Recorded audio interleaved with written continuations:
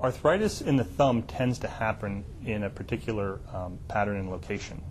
The most common type of arthritis in the thumb is at the base of the thumb, called the CMC joint, the carpal metacarpal joint. And this is what we call osteoarthritis or wear and tear arthritis. And the way it probably starts is all joints in the body, including the one at the thumb, are basically two smooth surfaces that want to glide smoothly on one another. And the thumb, since it has such a wide range of motion, there is not very much inherent stability to that joint. And so what probably happens is that this arthritis probably starts as looseness in a ligament called the volar beak ligament at the base of the thumb, and that causes instability at the joint, and then that in turn causes the joint not to glide smoothly, and eventually the joint wears out.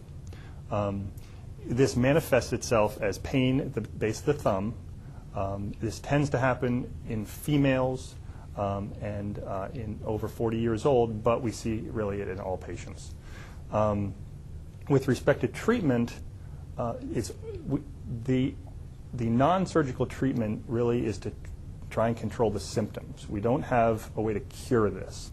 And the three mainstays of treatment are, number one, splinting, and that's to immobilize the thumb, and the less it moves, the less irritation it experiences. And there are two types of splint. There's hard splints and soft splints. Then there's over-the-counter or anti-inflammatories or to reduce inflammation here. And then we have some stronger prescription strength anti-inflammatories, but all of that kind of class of medication is directed towards trying to reduce the inflammation at the base of the thumb, because it's really the irritation that causes the symptoms. And then finally there's injections, and when you give an injection, you inject a steroid and some pain medication right into the joint, and those can be quite successful in relieving symptoms. However, you cannot give those injections very often. And so when patients get to a point where they need the injections too often to be safe, then that's when we start talking about surgery.